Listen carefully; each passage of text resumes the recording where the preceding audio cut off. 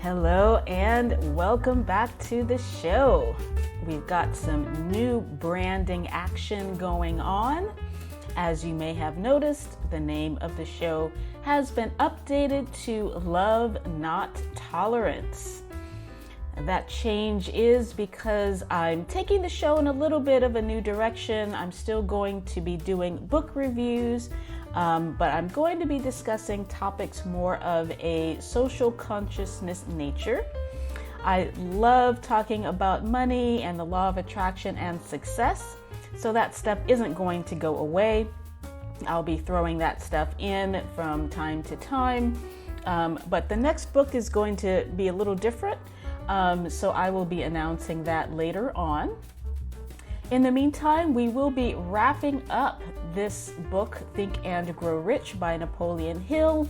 I will be doing a summary today of the main points to take away. There were a few chapters left in the book, but when I read them through, I realized that they're mostly a reiteration of what we've already talked about, with the exception of sex transmutation, which I didn't feel had wide appeal. At least as a woman, I didn't quite relate to it, but that chapter is in the book. So if you do check out the book, check out that section. That will be the only one I'm not really going to go over, not because I have any kind of problem with it, but because I didn't feel that it was universally applicable. So stay tuned for the wrap up. All right, so let us get into this wrap up. So this was wonderful. I really enjoyed talking about Think and Grow Rich. I hadn't read it for some time. I had read initially the audiobook or listened to it and then read the book down the road. So I believe this is my, definitely it's my first time in years going through the book. It's probably my second time actually reading the book. The other times were just the audio version. So I really enjoyed talking about this. I know that money is a sticking point for a lot of people. Certainly it was for me too. We've all kind of grown up in the social milieu of, the idea that rich people are just inherently bad, that's how they made their money, is by stealing from, cheating, and oppressing other people. And certainly that is true in some instances, but it is unfair to equate money with those characteristics, because those characteristics can exist without money. And certainly there are people who have money that do a lot of good in the world. So it's important to have a nuanced view of it. And money is so central to our own comfort in life, our own ability to live even. So it's not something that can just be swept under the rug, crossing your fingers and hoping for the best. So when I was thinking about how we can think about money, I was thinking it in terms of a dating analogy. And I seem to use dating analogies a lot because I think relationships are something that everybody participates in at some point. So the analogies kind of work for a lot of different things. But I think sometimes people, when they hear talks about money, they get a little nervous or suspicious, feeling like, well, especially in art circles, and I am an artist, and certainly people's butt cheeks clench up, severely when the topic of money comes up, because it's thought to be crass or, that you're selling out and things of this nature. But I like to look at it in terms of the dating analogy. Like sometimes women think of men in the dating world as, they're only after one thing, blah, blah, blah. And it's true, they are after that one thing. But, there's more to it than that. So a person who's approaching you, yes, they do want that. But if you play your cards right and you make them wait and get to know you, then it's a full relationship that includes that, but is not only that. So when you think of going after money, think of it that way. You're not the guy that's just going after the one thing. If you're going after money, yes, money is a part of it, but you have to look at the earning of money as a relationship. And what you bring to that relationship is the service and the gifting and the talents that you have, and you are freely sharing them with the world without restraint, without apology, And in return, if the world wants what you have to offer, if you present it in such a way that it is useful and attractive to other people, then they in return will reward you with the money for you to live and grow and enjoy your life. Now, everything up until now has kind of included the principles in Think and Grow Rich without really mentioning them. So my first series was on Da Vinci, the second one was on Picasso, and now this one's Think and Grow Rich. So Think and Grow Rich, going through this book, has dealt more directly with the law of attraction, but we saw it in action with Picasso and Da Vinci in how they lived their lives. Now, they were both artists, and neither one of them were starving. Because that is something that, again, it's just another cliche that we've latched onto that can be true, but doesn't have to be true at all. So let's go through the main keys and the main points in the book, because I've distilled it down even further than what he had distilled it down to, because I did notice that a lot of the chapters can be condensed and combined and are actually saying the same things. So I have here 1, 2, 3, 4, 5, 6, 7, and then my last, I'm going to throw in an 8th one because 8 is my lucky number. So I have number 8, which is my own little throw in that has nothing to do with Napoleon Hill. But the first thing that he emphasizes in the book, number 1, is a strong desire backed with emotion. This is critical. Now, we all have desires. That's not something that is something we have to work on or conjure up. We all have desires naturally, but it has to be more than a passing fancy. The kind of desire that leads to success, especially financial success, and in success in any endeavor actually, is a strong desire. It has to be something you really want. Like you really, really want it. Like you really, really, really want it. And it has to spark emotion for you. So there's a lot of things that we say we want, but if we don't get it, it's really not that big of a deal. But when you have a strong desire where it's like, no, you're not going to like slit your wrists or anything, but like you have to achieve this goal in order to be happy. Like, yes, you can, muddle along if you fail, if you don't succeed, but it's not optional. It's something that you must work towards. It's something that means so much to you that you're willing to give all of your free time, all of your effort, all of your emotion, and any available money that you have towards this goal, because it's just that important. So like if you want to be a father one day, if you want to be the president of your company, if you want to have your own business, if you want to lose weight, it has to be more than just, you'd like it if that happened, or yeah, that would be nice. It's got to be like, this has got to happen, come hell or high water, period. If you have a desire like that, then you have a real shot at achieving your goal. Next, number 2 is persistence. Now, frankly, if you only had 1 and 2, you would be good to go. You could actually distill everything down to these 2 things. You got to have a strong desire, and you've got to be persistent, because whether life is testing you or whether, this is just the way it goes, I don't really know. You don't have to be superstitious at all to do any of this stuff. You can take this all at a very practical level. You've got to just not give up. And I remember an old sculpture teacher, he wasn't old, but this is just a long time ago, telling me that most of the people that he knew, most of the artists that he knew that just stuck with it, they did eventually succeed. And that really stuck with me, because a lot of people do, it doesn't happen fast enough for them, so they just sort of move on. And yes, you have to pay the bills, but there is a way to pay your bills without giving up on your dream. And a lot of people just sort of give up. I mean, a lot of people I know that were artists, they decided to go into nursing or, do something else, and they just don't really do the art anymore. And then there's others that, were able to fully do it full time. And then there's ones like me that are working towards that. Now, I have a full-time job, but for the rest of my life, I will be working towards my goal of being a working artist. And I don't care if it takes me the rest of my life. It's just something, it's that strong desire thing. It's something that has to happen. So, persistence. Next is clarity. Oh my God, clarity is so important. So many times we get so muddled and murky in our purpose in life. And the clearest way to see this or to notice this is if someone asks you, like, what's your goal or what's your desire or what is your business about or something related to your purpose, and then you start rambling on and on and on and going around the bend in circles, then you know you don't have clarity.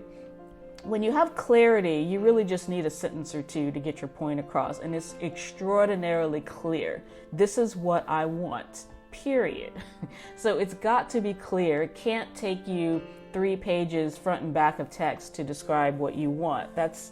If that's where you're at, then you just need to do a little bit more contemplation to figure out what it is exactly you want, because you're not there yet until you can say it in a sentence or two. So clarity. Number 4 is awareness of and training of the subconscious. And a side note is watch your mouth, okay? So a lot of times we focus just on the actions, and the actions are the outer part, but you can't do the outer part without the inner part. You can, but it's more like trying to break up concrete. So yes, if you're just persistent and if you just have a strong desire, you can achieve your goal, but you're going to do it a lot faster if you utilize the subconscious, because the subconscious is going to be operational whether you are aware of it or train it or not. It's just going to be passively taking in the buzzwords, the social milieu, what's in the news, gossip, rumors, history, everything you've ever heard or seen, your anxieties, your latent fears, the zeitgeist. You're going to just be sort of absorbing, like tuna fish swim through the ocean with their mouths open, just sort of taking in whatever sort of comes along. That's going to be you if you don't train your subconscious. So, and tangent to that is to watch your mouth. So the Bible says out of the abundance of the heart, the mouth speaks. And that is really telling, because whatever somebody says, that means that it has been on their mind more than once, over and over and over again. Because by the time you think something enough to say it, it's not the first time that you thought of it. Even if you're the kind of person that speaks without thinking, that's not actually true. Like, you may not have thought in that moment, but whatever you said, you've had that thought before. So, and speaking it aloud makes it even more concrete, because you can't control all of your thoughts. It's not possible to control every thought that wanders through your head. That stuff comes, you can train your thoughts, but you're still going to have random thoughts, and you don't need to panic about that. You just need to, when you have a thought that's not productive, useful, or positive, you just need to learn how to redirect it. But your subconscious will listen to your conscious. That's why it can be trained. And it doesn't put up a fight. It'll take whatever you really believe and it'll incorporate it. So even if at first, like when you first start training your subconscious, it won't believe you. So if you've always been broke and you've never been good with money, or let's say you want to lose weight and you've always been overweight, you've never been able to lose it, your subconscious isn't going to buy it at first, because it's got too much history in the other direction. So you're going to have to, like training a dog, you can't just sit down with a dog once and train it. Like, you have to have a program where you train it. So if you train your subconscious to accept that what you want to achieve is achievable, not just in general, but also by you, because you are a capable person, you have achieved other things in the past, no matter how minor, there's something that you've been able to do. I don't care if it's you learned how to tie your shoes. There's something that you did in the past that you achieved and you learned. So that means that you can learn how to achieve your goals. So whatever it is that you want to achieve, there is a way to go about getting it. And all you have to do is figure out what that is and then move towards it. But your subconscious has got to be on board. So you have to adopt. You don't have to do anything, but if you want to achieve your goals as quickly as possible, you need to train your subconscious to believe that you are capable, that your goals are achievable, and that this is going to be beneficial for you to achieve this goal. And do not say anything that would contradict that truth. All right, number 5 is having a plan, okay? So for me, this was my big hang up for the longest time. Like, I had read all these success books. I believed in all this stuff, but I somehow thought that I was going to sort of eventually just get it just by living my life. Like, if I just believed the right things, that, one thing would lead to another and I would achieve, my goals. But that didn't happen. And part of the problem is that I didn't have my goals in front of me. So I would write my goals in January and then sort of forget about what they were, and then not really thinking about it again until the end of the year. Right now, they're in front of me. Like, they're actually written on the walls, not literally on the walls, on pieces of paper taped to the wall in front of me. So I always see what it is I'm working towards. And I see my plan. So I have, steps 1, 2, and 3, how to go about getting it. And, plans can change, which is fine. As you see with my rebranding, sometimes that's necessary. Like, you realize that in order to achieve what you want to achieve, you have to pivot a little bit. And that's appropriate. That's what you need to do. But you still have to have a plan in the first place. And you can't wait for the perfect plan, because no matter what your plans are, they're going to shift as you grow and develop. So whether you know, and certainly you won't know, whether you know how to achieve your goals or not, and certainly you don't know, because if you did know, you'd already have them. But that doesn't matter. Make a plan anyway. Just imagine somebody else asked you for a plan and then put a gun to your head and said, you've got to come up with a plan to achieve this goal, or I'm going to pull the trigger. You'd come up with a plan. Okay? So it doesn't have to be perfect. It can just be, 3 to 5 steps, and just start on the first one. And then you're going to feel like, I don't know what the hell I'm doing, but that's okay. I mean, that's where you need to be. You need to be in the I don't know what the hell I'm doing stage, because that's really where life is lived. I mean, that's really where the magic starts happening, because as you step out of that boat and walk on the water, like, that's when, the universe can meet you right where you are.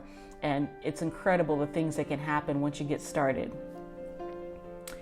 All right, number 6. Number 6 is right association. So there is no getting around this one. You've got to be associated with the right people. And if right now everybody you know is broke, negative, overweight, and a bummer, then you need to spend some time by yourself for a while. You don't need to cut these people out of your life altogether. But going back to watch your mouth, you're going to have to be careful what you say, because these people have not yet decided to change. And so there's going to be a really strong gravitational pull back into your old ways. So if you're really serious about achieving your goals, you're going to have to associate with people who are also on the same page as you and who are working diligently daily to achieve their goals. And until you find these people, and you will find them, a lot of times you just have to pay to join the right groups. And it's not usually expensive. I've seen groups that, there can be free Facebook groups, but there's groups that are like $20 a month, and, they have a group, community, and just participate, jump in, don't be shy. Just, even if the group doesn't seem active, like, just do your part, and you'll be led eventually to the right groups. And it'll take some time, but you will eventually meet the kind of people that are living the kind of life that you want to live. And it's really important. And a lot of times the people that aren't on the same page, they won't feel comfortable around you anyway. So you don't really need to worry about cutting them out. Like, they're going to notice. Either they're going to be inspired and they're going to make their own changes, or they're kind of going to be irritated by you and they're just going to voluntarily spend less time with you. And that will hurt somewhat. But if you focus on what you're excited about and focus on, once you get this handled, it's going to open up a whole new world for you, then it won't stop you. It'll just fuel your fire. All right, number 7 is avoid fear-based decision-making. Okay, so in the book, Napoleon Hill goes over several different fears. I didn't feel the need to enumerate each fear because I felt like that just, to me, it just drugged me down to think about all these fears, and actually triggers more anxiety. So we all know what fear feels like. It doesn't feel good, and it feels like it makes you feel impatient. It makes you feel like you've got to suddenly do something right away. It makes you do things that don't make any sense. It's it's really bad news. So a lot of times, if you know that you're in a position of any kind of negative emotion, whether it's fear or grief or anxiety or depression, like, don't make any decisions during that time. I don't care if somebody's pushing you to make the decision. Figure out a way to put it off or give it to somebody else to make the decision. But don't make any real decisions when you're in this state, because any fear-based decision is going to be bad. Okay, it's not going to be expansive. It's not going to move the needle. And you're going to regret it once the fear dissipates and once you realize that you made a mistake. Okay, so put off any kind of decision makings when you're in a state of a negative emotion, and don't make decisions that are catering to any of your fears. So for example, if you, let's say that you want to make a decision in your business, you can make a decision that would be expansive, but then the fear is going to kick in. Oh, what if this, what if that, what if this, what if that? So you don't want to cater to the what if this, what if that. You always want to be wise, and you want to like have that cushion, but you don't want to make decisions focused on what could go wrong. Okay? Those are not going to be decisions that are going to lead you in the right direction. All right, and then number 8 is the one that I threw in, that he doesn't mention this at all. But I've noticed in my own life, as I've been building my business and actually moving towards my goals, things are happening very quickly. And the thing is that your emotions are going to be all over the place. And you just have to realize that that's just what happens. Like, nothing's going wrong. It's like if you're a woman and you have your monthly cycle and you just know that things are going to just be a little off during that time. And it's not always like this wild PMS, the stereotype, but you just know that things are a little off during that time. It's kind of similar. It's like things are changing so much, like because your identity is changing. The way you see yourself is starting to change. People are noticing what you're doing eventually.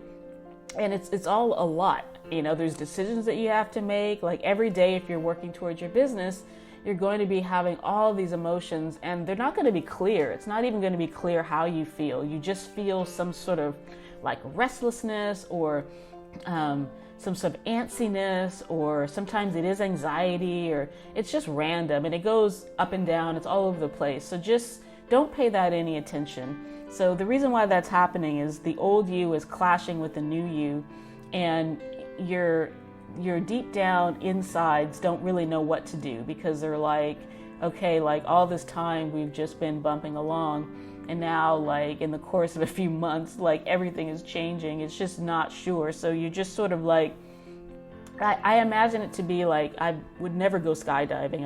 I don't see the appeal to that. But when I looked at people skydiving, and there's that initial thing where you don't want to jump out of the plane, but then you decide to, but then there's that period between, okay, you're out of the plane, but your parachute hasn't opened yet. So you're just like, whatever those people are feeling, I imagine that's how you're going to feel. That's how I feel in starting my business. You're like, when the parachute opens, that's when your business is up and running, you're profitable, you know exactly what you're doing, you quit your day job, all that good stuff. But you're not on the plane, you're not gripping the sides of the door or scared, you've decided, to start your business or whatever your venture is.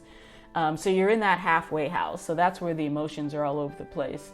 So if you experience that, don't look at it as something bad is happening. That's just the way it is. Okay. All right. So that is the summary and the wrap up. Again, strong desire, persistence, clarity, training the subconscious, having a plan, right association, avoiding fear-based decisions, and know that your emotions are going to be all over the place. So that is the wrap up for Think and Grow Rich. The next book that I have selected, as I mentioned in the intro, I'm going in a slightly different direction. The reason for that is that I want all aspects of my life to be in concert together. And so my work as an artist has a lot to do with racial harmony and just spiritual well-being and basically positive imagery. I don't do art about struggle or negativity or fear. I don't have any problem with that kind of art. It's just not what I make. It's not what I want to create. So I want my podcast and what we talk about here to be a reflection of that. And it's also, like I said, I'm still going to be doing topics on success and the law of attraction and things like that, because it's all one thing. The law of attraction is about being your best self and attracting only the best towards you. And I have such a heart for racial harmony because I really believe that our country, I'm from the USA, wherever you're listening, I don't know, but in the USA, one of our Achilles' heels is racial discord. And so rather than focus on the problem, which I think is the approach that most people take, I don't want to do it that way. I want to be consistent with the law of attraction, which I believe in. I want to focus on the solutions, and I want to focus on the best part of all of us. I really believe that anyone who listens to this show regularly, and certainly if you're still listening at this point, you are a person who wants to be your best self. You are somebody that has goodness in you. You are somebody that wants to make a difference in the world. And so people like us, if we band together and we focus on the solutions, I believe that we can make a positive difference on the planet. And I do believe that race is one of those things that it means nothing and it means everything. Just like money. I mean, money is completely useless. It's just pieces of paper. But it ends up meaning everything until you understand the energy behind it, and then you're not focused on the money. And I believe that race is like that. Race in and of itself is meaningless. There are more differences in the midst of a race, amongst a race, than there are between races. Race is a social construct. It's something that we've created to give an excuse for why we mistreat one another. It doesn't really mean anything, but at the same time, it can mean everything. So I think if we talk about it, and we talk about it in terms of our highest potential, and we talk about it in terms of solution, I believe that we can go out into the world and make it a better place. So the book that I've decided to start with is called I See Color. The full title is I See Color, Identifying, Understanding, and Reducing Our Hidden Racism, a White Perspective. The book is by Robert L. Pellegrino. Now, why I chose it, even though it says a white perspective, so why am I reading it? Because I'm not white. But I thought that, first of all, the title intrigued me. I See Color, I think, is an important concept, because I don't think that the goal is to not see color. I think the goal is to see it, but not think that there's something bad about it. It's like we see everything. We see each other's height and our weight. We see each other's, eyes, the color of our eyes, but we don't think anything bad if somebody has brown eyes or green eyes or blue eyes. And the same can be true for race. It doesn't, it can not matter, but we're not there yet. Right now, it means a lot. So I'm curious to see, I haven't read the book before, so I don't know what I'm in for. And so I'm going to weave in passages of the book with my own experiences. I'm going to invite you to participate, to ask your questions, and to give commentary, because I want it to be a collaboration. So that's what's coming up for next week. I hope you enjoy this series on Think and Grow Rich. And again, I will be doing more success topics in the future, but we're just going to take a little break and talk about some social issues. So I hope you will join me for that. In the meantime, have a happy and productive week, and I will see you next time. Bye-bye.